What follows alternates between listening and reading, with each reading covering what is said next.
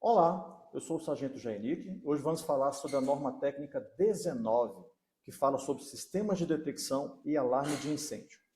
Em primeiro lugar, para que serve ou qual é a finalidade do alarme em uma edificação? E o porquê dos detectores? O porquê do posicionamento deles, isso tudo será explicado nesse exato momento. Em relação ao alarme, a função do alarme é simples, simplesmente é chamar a atenção das pessoas. Em casos de sinistro, muitas pessoas elas não se atentam a esse detalhe, elas escutam o alarme de uma edificação tocando e não procuram se interessar sobre o que está acontecendo, sendo que o ideal, seja tanto em residência quanto em área comercial ou industrial, as pessoas elas deveriam ter essa questão da educação nesse sentido de que se tocou o alarme, você tem que pelo menos procurar saber o que está acontecendo. Ligue para alguém que esteja próximo da central de gás, da central de alarme, e você procure saber o que aconteceu. Tipo, está acontecendo um incêndio? Sim, corra. Ah, não está acontecendo nada, foi um engano. Beleza, continue o seu trabalho normalmente. Essa simples ação pode salvar a sua vida. E em relação à central de alarme, eu gostaria de elencar aqui alguns pontos principais. Primeiro deles, ela tem que estar em um local visível, porque não adianta você colocar a central de alarme na sua edificação e você colocar ela numa sala trancada. Concordo? Não vai adiantar de nada, porque você não vai conseguir desligar o alarme depois, você não vai conseguir verificar onde que iniciou aquele sinistro, porque no painel da central de alarme existe um quadro sinóptico que ele avisa através de uma luz, e devidamente com uma legenda ao lado explicando, a não ser que o painel dele seja digital, que já explica isso, o local de acionamento desse alarme. E assim, as equipes de combate a incêndio que chegarem ao local, ou até mesmo alguém habilitado para tal, já pode se deslocar até o local do sinistro e começar o princípio de combate a incêndio, utilizando os equipamentos de combate a incêndio, seja o sistema móvel, os extintores, ou o sistema preventivo fixo do prédio, mangueira de incêndios hidrantes, para começar e tentar debelar esse incêndio. Outra coisa interessante sobre a central de alarme, ela tem que ter duas fontes de alimentação. Tem a fonte de alimentação que vem da concessionária, mas e aí? E se a concessionária for interromper essa passagem de corrente elétrica, como é que vai ficar? Vamos ficar sem um alarme? Não. Para isso, é necessário que tenha uma fonte externa, ou pode ser um gerador ou um no-break específico para ela. Sabemos que o gerador também, um gerador só, ele pode assumir várias funções, não só para a central de alarme, ele pode assumir para a pressurização da escada, pode assumir para o hidrante da edificação, Mas, se tratando especificamente de central de alarme, esses itens eu acho interessante. Então, vamos partir dessa premissa aí de que o alarme ele tem que chamar a atenção das pessoas. E a central de alarme tem que estar em um local visível de vigilância constante. E outra coisa, as pessoas que trabalham próximas à central de alarme, seja na guarita de uma edificação, de um shopping, por exemplo, elas têm que ter o conhecimento de como funciona a central de alarme. Ela tem que saber os botões, qual que vai silenciar, qual que vai reiniciar o alarme, no momento em que o incêndio já tiver sido debelado, o alarme ele só se desliga manualmente, Então, quem trabalha nessa região, nesse local, ele tem que ter esse conhecimento adequado. Outra coisa também, o alarme de incêndio tem que ser audível em toda a edificação. Não adianta você ter, por exemplo, aí um prédio de 15 andares e o alarme só ser audível ou no térreo ou nos andares superiores, Os andares que ficam pela metade do prédio também tem que ter tem que ser audível, Tem que ser audível nesses locais também, para que todos possam ouvir e cuidarem, de salvar as suas vidas, salvar os seus bens, não é isso? Então, a aula de hoje é sobre isso, central de alarme, seu devido funcionamento e a detecção de incêndio também. porque os detectores de fumaça, ao serem acionados, né, eles têm que estar interligados com a central de alarme. Acionou, seja por fumaça ou qualquer outra situação, poeira, acionou um detector, a central de alarme tem que ser ativada também. Outro item interessante, a questão das portas magnéticas. Elas na edificação, seja ela logo na entrada da edificação, se ela tem, além daquele dispositivo de segurança, aquele botão, né, que você aperta, ela já abre automaticamente, ao toque do alarme da central, ela tem que abrir automaticamente também. Como eu havia dito numa aula anterior, essas questões você verifica no momento da vistoria. E para tudo isso, você também necessita de um documento de um profissional habilitado, né, para atestar de que todos esses equipamentos, central de alarme, detecção de fumaça, detecção linear, detecção de temperatura, que são os principais, né, que eles estão funcionando de acordo com as normas e assim dá uma segurança maior para as pessoas, né, de que se acontecer algo desagradável, como um sinistro, as pessoas estarão, assim, terão essa proteção, né, de que vão ouvir esse alarme e vão poder cuidar de salvar suas vidas. Então vamos iniciando aqui. Qual que é o objetivo geral, né, dessa norma? Estabelecer os requisitos mínimos necessários para dimensionamento dos sistemas de detecção e alarme de incêndio na segurança e proteção de uma edificação. Então, nisso daí, onde é que você vai olhar essa questão também de onde vão estar os detectores, onde é que a central de alarme vai estar instalada? Isso aí tudo é no projeto de incêndio da edificação, que deverá estar aprovado no Corpo de Bombeiros. Aqui, aplicação. Aplica-se a todas as edificações que se exijam os sistemas de detecção e alarme de incêndio, conforme exigido pela NT 01. Então, toda edificação, de acordo com a área construída, altura, que estiver passivo de se utilizar desses equipamentos, isso aí é obrigatório. Aplica-se a todas elas. Vamos adiante. Como eu havia falado antes aqui, né, o projeto de sistemas de detecção e alarme de incêndio deve conter os elementos necessários ao seu completo entendimento, onde os procedimentos para a elaboração do projeto técnico devem atender a NT 01. Essa questão vai ficar por conta do engenheiro, né, da edificação, que irá aprovar esse bombeiro perante a nossa corporação. Na nossa corporação, nós também temos o pessoal da engenharia, né, que vai avaliar para verificar se o projeto está de acordo com a lei, com as normas técnicas, e o projeto será ou não aprovado. Compete a quem irá realizar a fiscalização, no caso dos historiadores, conferir se tudo o que foi aprovado nesse projeto se está de acordo, né, com o local, se o local está de acordo com o que está no projeto. Os detalhes para a execução gráfica do projeto central, do projeto técnico, central de alarme, painel repetidor e painel sinóptico, detectores de incêndio, acendedores manuais, devem atender aos procedimentos exigidos pelo Corpo de Bombeiro conforme norma técnica 04. A norma técnica 04 ela comenta sobre os símbolos, né, utilizados nos projetos de incêndio. Vamos analisar aqui, ó. Isso aqui eu já havia comentado, né? Todo sistema deve ter duas fontes de alimentação. A principal é a rede de tensão, ou seja, da concessionária. E a auxiliar é constituída por baterias, no-break ou gerador.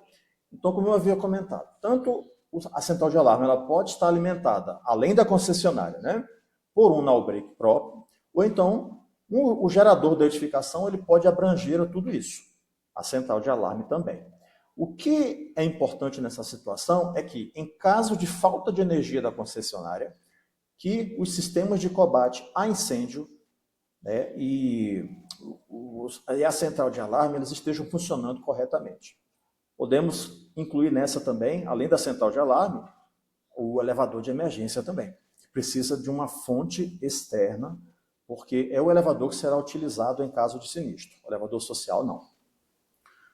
Então, vamos ver aqui, aqui fala que a autonomia mínima em regime de supervisão é 24 horas, sendo que no regime de alarme deve ser pelo menos 15 minutos. Então, para suprimento das indicações sonoras e visuais, ou o tempo necessário para evacuação da edificação. Então, esse tempo aí é para que o alarme esteja funcionando de forma adequada e que seja o tempo suficiente para que as pessoas consigam sair da edificação.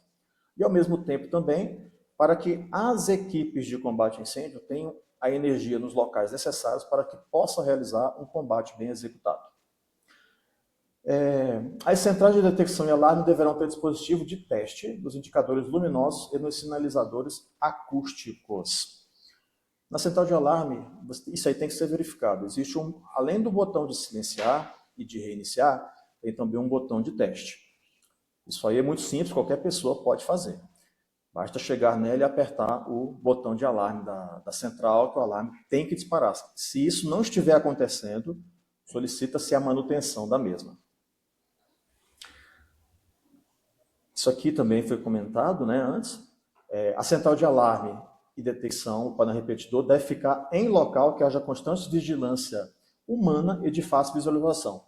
Eu mesmo já cheguei em edificações que, além da central não estar no local de acordo com o alarme do projeto de incêndio, ela foi colocada em uma sala fechada e trancada com chave.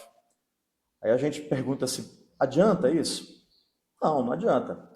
Porque se o alarme, por exemplo, dispara de uma vez e fica aquele barulhão, né? Seja onde for, por exemplo, num supermercado, por exemplo. Vamos citar um exemplo aqui. E aí, a gente precisa desligar esse alarme. Aí você procura no projeto, ó, a central deveria estar neste ponto, mas colocar em outro. Colocar em outro. Aí, quando você consegue descobrir, até por conta de pessoas que conhecem o local, né, que vai saber onde está, aí está numa sala trancada. Então, ela não vai atender esse requisito aqui. Deve estar em local com vigilância constante e de fácil visualização. A central deve acionar o alarme geral da edificação, que deve ser audível em toda edificação sem interferir na comunicação verbal.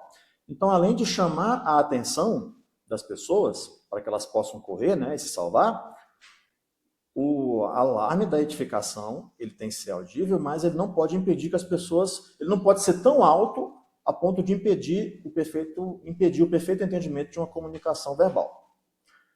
Em locais de grande concentração de pessoas, o alarme geral pode ser substituído por um sinal sonoro, um pré-alarme.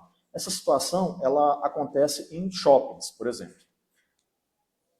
Alguém percebeu um princípio de incêndio e acionou através de um botão, né, um acionador manual, o alarme da edificação. Antes do alarme geral assustar todo mundo e acionar, fazer aquele barulhão, lá na central de alarme dessa edificação, estou me referindo a shopping center, vai haver um pré-alarme, onde o responsável irá acionar a brigada da edificação e eles vão tentar debelar esse incêndio antes, né, ou pelo menos procurar saber o que está acontecendo, para depois que iniciar o processo de combate, antes do alarme geral começar a disparar. Agora, óbvio, né, que nem sempre isso é possível, né, você debelar alguma coisa, principalmente se for incêndio, em 2 minutos. 2 minutos é o tempo, geralmente, para até chegar ao local, ainda mais num shopping de grande porte, né? Mas, enfim, em um ambiente como esse, vai tocar um pré-alarme primeiro, lá na central desse local. Depois de 2 minutos, aí sim vai tocar o alarme geral, audível em toda edificação, para que as pessoas saibam o que está acontecendo e procurem um local seguro o mais rápido possível. E se isso não estiver acontecendo, isso aí tem que ser verificado, né, no momento de uma vistoria, se esse tempo, né, está correto, porque muitas vezes demora até mais do que isso, né, o que não é permitido, como estamos vendo aqui na norma, e muitas vezes também, ou é rápido demais, também não é o ideal, tá? Ou muitas vezes o alarme nem dispara. Então, nessas situações, tem que ser anotado isso como uma não conformidade e solicitar ao responsável que tome as devidas providências. O acionador manual deve ser instalado em uma altura entre 90 centímetros a 1,35 m do piso acabado. Né? Isso daí, assim, tem também a questão da distância, de modo que uma pessoa não percorra uma distância superior a 30 metros até alcançar um. Isso aí foi verificado de forma que ou até uma pessoa deficiente ou uma criança, né, consiga acionar isso aí. Por isso que tem essa altura específica, tá bom? 90 centímetros de altura até 1,35 m do piso acabado é uma altura suficiente para que uma pessoa de baixa estatura ou até mesmo uma criança consiga disparar esse alarme aí. Preferencialmente, os acionadores manuais devem ser localizados juntos aos hidrantes. Olha a palavra preferencialmente, não quer dizer obrigatoriamente. Mas convenhamos que, quando ele já está ao lado de um ponto de hidrante, você já consegue resolver duas situações de uma vez só. Você não só já dispara logo o alarme, apesar que quando você abre um registro de hidrante, o alarme vai disparar de qualquer jeito. Tá, mas até você colocar uma linha de ataque no local, no shopping, em qualquer outro lugar, você vai perder um tempinho. Né? Até você desenrolar a mangueira, colocar o esguicho, abrir até a bomba entrar no seu perfeito funcionamento. Mas se você já dispara logo o alarme, pronto, a central de alarme do local, né, já vai acionar um pré-alarme, o supervisor, o vigilante lá do local, o responsável, para que eles tomem as devidas providências e comecem a combater esse incêndio aí. Então, assim, o ideal mesmo, preferencialmente, né, que o acionador manual do alarme ele esteja ao lado do ponto de hidrante. Nos edifícios com mais de um pavimento, deverá ser previsto pelo menos um acionador manual em cada pavimento. Isso é o ideal também, um acionador manual em cada pavimento. Os mezaninos estarão dispensados dessa exigência, caso o acionador manual esteja no piso principal. Todo mundo sabe que o mezanino é aquele pequeno andar, né? Não tem a mesma largura do principal, mas que está logo acima do térreo. Então, nesse caso aí, como já tem um acionador manual no piso térreo, não precisa no mezanino. Onde houver sistema de detecção instalado, será obrigatória a instalação de acionadores manuais, exceto para ocupações F6, ou seja, boates, onde o acionador manual é opcional nas áreas de público. Muitas vezes nessas boates, muita gente fuma, né? Ou pode, às vezes, ter um palco lá e gerar aqueles gelo seco ou qualquer coisa assim. Se tem um acionador manual naquele ponto ali, possivelmente até pela escuridão as pessoas talvez não saberiam onde identificar, né? Mas nas áreas administrativas do local, aí sim, o ideal, porque os responsáveis da edificação eles têm que saber onde encontram-se esses acionadores manuais. Seguindo adiante, aqui. Nos locais em que não seja possível ouvir o alarme geral devido à atividade sonora intensa, aí no caso é da boate, né? Deverá ser obrigatória a instalação de avisadores visuais e sonoros, aquelas luzes, né, intermitentes que ficam piscando ali, que chamam a atenção. Principalmente em boates, isso é fundamental, porque muitas vezes você não vai conseguir ouvir por conta da música o barulho do alarme. Então, nesses casos, o avisador sonoro e visual, somente na parte visual, né, vai chamar a atenção das pessoas e principalmente dos responsáveis pelo local, que ao verificarem que esse equipamento está acionado, eles deverão direcionar as pessoas para a saída mais próxima e que não esteja, né, obstruída ou com algum princípio de incêndio. Quando houver exigência de sistema de detecção para uma edificação, será obrigatória a instalação de detectores nos entreforços, entrepisos, né, nos pisos falsos da edificação, que contêm instalações com materiais combustíveis. Os elementos de proteção contra calor que contêm a fiação do sistema, no caso daquela região aqui, dos shafts, onde passa tubulações, devem ter uma resistência mínima de 60 minutos. Para isso, a gente solicita o quê? A RT correspondente de vedação. Vamos lá. Os acionadores manuais instalados na edificação devem obrigatoriamente conter a indicação do funcionamento cor verde e alarme na cor vermelha, indicando o funcionamento e supervisão do sistema, quando a central do sistema for do tipo convencional.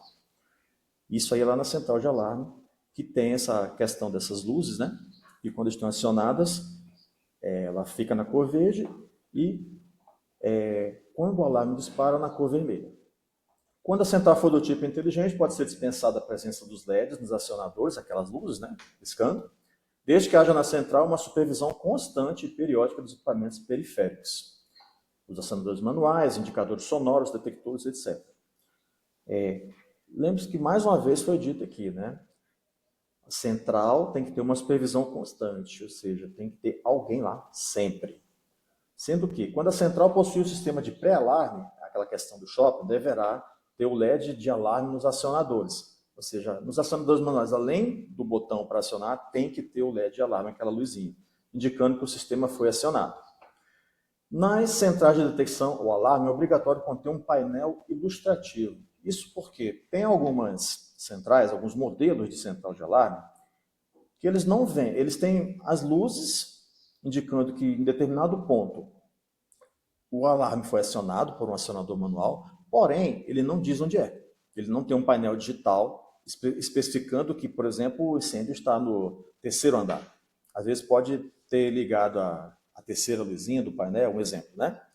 Mas a pessoa não tem certeza se é ali realmente, pode ser em qualquer lugar. Então, por isso que no momento da fiscalização, se não existe essa legenda na central de alarme, ela tem que ser cobrada. Então, vamos lá.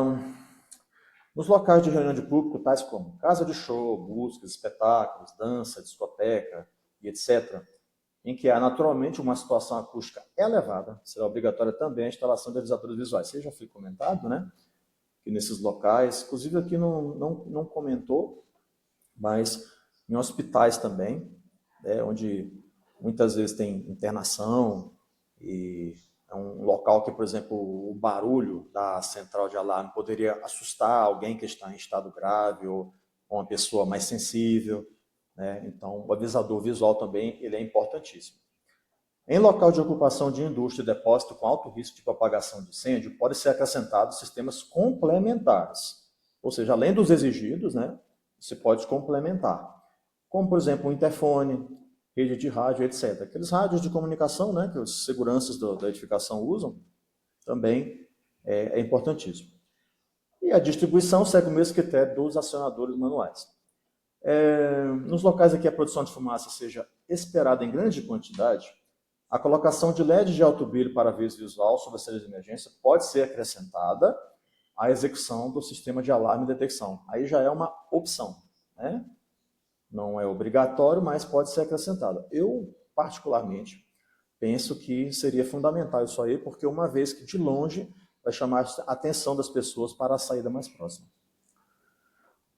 Em locais em que a altura da cobertura do prédio prejudique o sensoriamento dos detectores, bem como naqueles pontos em que não se recomenda o uso de detectores sobre equipamentos, devem ser usados detectores com tecnologia que atue pelo princípio da detecção linear, de absorção de luz. Aí, nesses casos, a questão da detecção linear, ela vai mais para depósitos, né? Galpões, depósitos de supermercado, por exemplo, acima de uma altura acima de 8 metros, além dos detectores de fumaça, pode ser acrescentado, se for mais alto também, um detector linear. É uma segurança a mais.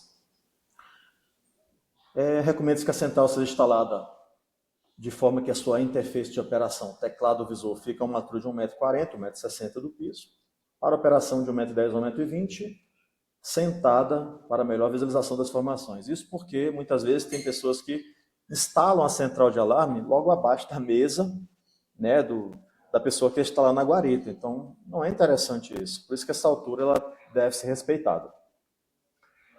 A periodicidade para as manutenções preventivas do sistema não pode ultrapassar 3 meses. O usuário final é responsável pela manutenção preventiva e corretiva do sistema de detecção, alarme e combate a incêndios. É o que eu havia comentado em uma aula anterior, que a responsabilidade pela manutenção é total do responsável final. No início da obra, é da empresa construtora. Após a entrega da edificação, é o responsável, o dono do prédio, ou síndico do prédio, ou a equipe, né, que comanda a edificação, elas têm o dever e a obrigação de manter em perfeitas condições de uso todos os equipamentos de combate a incêndio. Além, é claro, de providenciar a documentação correspondente a cada um deles, de modo que a edificação esteja amparada nesse sentido, né? Porque o fato de você ter os equipamentos funcionando e a devida documentação, mesmo que ela esteja em dia, não é uma garantia infalível de que não vai acontecer um incêndio. Isso não é garantia. Mas pelo menos se acontecer, você tem como provar, judicialmente falando, de que tudo o que era obrigação sua em relação a isso foi cumprido. A utilização do sistema de detecção e alarme contra incêndio com tecnologia sem fio deve atender aos objetivos e desempenhos da norma brasileira, bem como possui certificação e laboratório reconhecido com lado de ensaio. Mais uma vez, documentação para tudo em relação ao combate a incêndio. Agora aqui vamos falar sobre os principais detectores, né? São vários. Detectores de fumaça, detectores de temperatura, detectores lineares. Detectores de fumaça, já não preciso nem dizer, vão detectar qualquer tipo de fumaça que chegar até eles, né? E vão disparar o alarme que deve ser audível em toda a edificação. Uma coisa interessante aqui. Eu posso colocar um detector de fumaça em qualquer lugar? Por exemplo, numa cozinha. Não tem como, né, gente? Devido às atividades do local, um detector de fumaça naquele local não será indicado. Por quê? Porque ele vai disparar muitas vezes. Então, para esses locais, o mais indicado é o quê? Um detector de temperatura. Garagens. Garagens. Você já pensou um carro com problema de motor?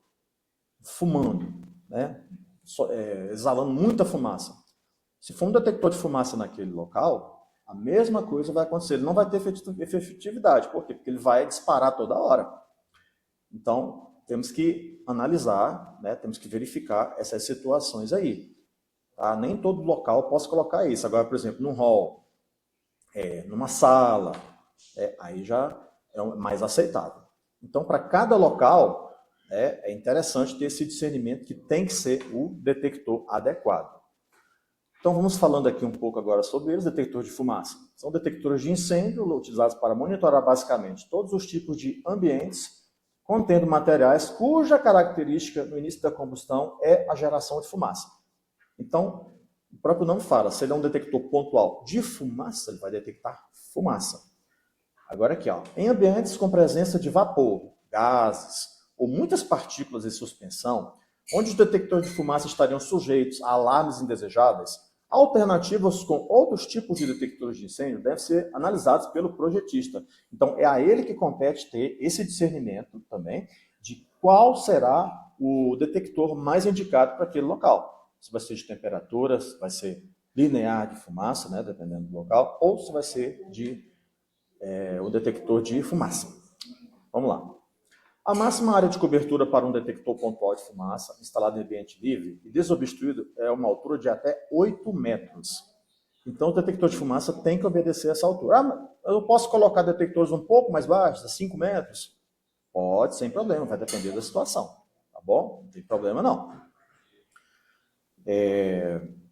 Em teto plano ou com vigas de até 20 centímetros e com até 8 trocas de ar por hora, é de 81 metros quadrados. Você pega esses dois itens, a metragem e a altura, né, multiplica, que vai dar essa área de 81 metros quadrados.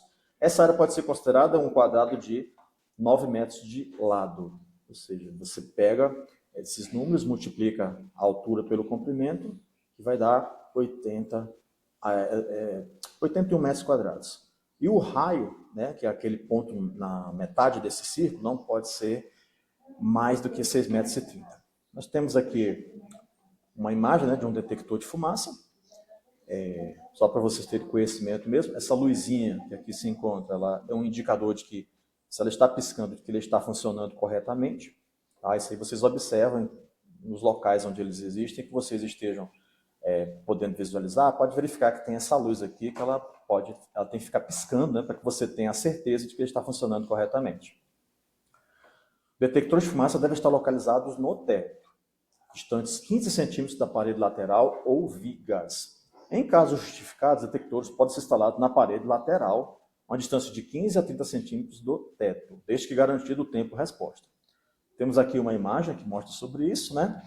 Ó, o detector de fumaça ele pode estar aqui, ó, a 15, aqui na parte superior, no teto, não é isso? A no máximo 15 centímetros aqui da parede lateral. Agora, se ele estiver na parede lateral, ele pode ser instalado, desde que, né, atendendo ao tempo-resposta, entre 30 e 15 centímetros também. E essa região achurada aqui, triangular, é onde você jamais deve instalar o seu detector de fumaça. Vamos continuar aqui, mais um exemplo aqui, ó, de distribuição de detectores pontuais de fumaça em área retangular, que essa aqui é a área retangular, né, que está falando. Esse círculo aqui é o alcance dele, e aqui o ponto, desse ponto até a linha do círculo, é o raio de alcance dele, que não pode exceder os 16,5 metros. Mais uma aqui. Nesse caso aqui, naquela figura anterior eram só 2 pontos, aqui já são 4, mas observe que obedecendo o mesmo critério, tá bom? Olha aqui, ó, distribuição de detector de fumaça em área retangular maior que 81 metros quadrados. E áreas irregulares, o posicionamento dos detectores de fumaça deve ser executados de forma que, partindo dos detectores, qualquer ponto do teto não esteja a distância superior a 6,30 metros. Mais uma vvez aqui, ó, 6,30 metros aqui, bem especificado, que é o raio, né, do alcance dele, para qualquer desses lados aqui, é 6,30 metros. Mesmo que essa área aqui seja uma área irregular, observe, ó, isso aqui parece um trapézio, aqui já seria um retângulo, aqui um quadrado, tá? Mas o importante é que mesmo numa área irregular, tem que obedecer esse critério aqui de distanciamento. Aqui, se a altura da viga abaixo da laje for entre 21 a 60 centímetros, a máxima área de cobertura do detector pontual de fumaça deve ser reduzida para 2/3 do espaçamento original. Então, vamos lá, exemplo, se a área está aqui a 60 centímetros, 2/3 disso seria o quê? Mais ou menos reduzida para 40, digamos assim. É isso? Se a altura da viga abaixo da laje for maior que 61 centímetros, a máxima área de cobertura do detector pontual de fumaça deve ser reduzida pela metade do espaçamento original. A metade desse valor aí. Em tetos com vigas, os detectores pontuais de fumaça devem ser instalados junto ao teto. Quando ocorrer estratificação do ar, ou para conseguir menor tempo de resposta em casos justificados, eles devem ser instalados na face inferior da viga. Vamos chegar aqui numa figura que vai mostrar essa situação. E para a distribuição de detectores pontuais de fumaça em tetos inclinados, com ventilação na cumeeira, aquela parte lá de cima, deve-se alocar uma fileira de detectores, no máximo a 90 centímetros da cumeeira. Olha aqui, ó. Essa parte aqui é a cumeeira, tá bom? É onde vai acumular fumaça aqui. Não colocar detectores nessa área, colocar detector nessa região aqui, ó. Tá? Temos aqui uma outra imagem aqui, nesse caso aqui já possui uma ventilação aqui em cima, né? Nessa área de cumeira, que é onde a fumaça vai acumular, ela vai chegar nesse ponto aqui e vai sair por aqui. Mas olha só onde é que estão os detectores, ó. Tá? E da parede, os detectores nesse ponto aqui tem que ter no máximo 90 centímetros de distância. Bom, detectores de temperatura, você segue o mesmo critério do detector de fumaça, porém, só tenha cuidado, né? Isso aí vai ser definido lá no momento da aprovação do projeto pelo projetista, porque eu não posso colocar um detector de temperatura no mesmo lugar, por exemplo, que eu colocaria um detector de fumaça, não é conveniente, mas digamos que o critério de localização deles seriam o mesmo, igual consta aqui na figura. Bom, tanto para temperatura quanto para detectores de fumaça, o mesmo critério de acordo com a figura. Aqui, ó. Parece até igual, né? Mas esse aqui é um detector de temperatura. Detectores lineares já foi comentado, né? Para alturas superiores acima de 8 metros. O exemplo citado foi um depósito de supermercado.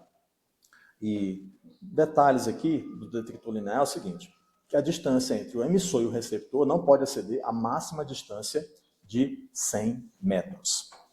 A distância entre os feixes de luz de 2 detectores de fumaça adjacentes não pode exceder a distância máxima citada nas especificações, não pode ultrapassar 15 metros, ou seja, entre um e outro não pode ter mais de 15 metros de distância entre um ponto e outro dos detectores lineares. Os detectores lineares de fumaça próximos às paredes devem ser instalados a uma distância lateral de 7,5 metros ou no máximo 14 metros para garantir a sobreposição da cobertura. Olha aqui o exemplo, né, de um depósito e um detector linear de fumaça. Bem, nesta aula, o aluno aprendeu sobre a NT19 e sobre os principais sistemas de detecção de fumaça existentes e sobre a sua correta instalação e utilidade. Espero que tenha sido do agrado dos senhores. Muito obrigado e até a próxima.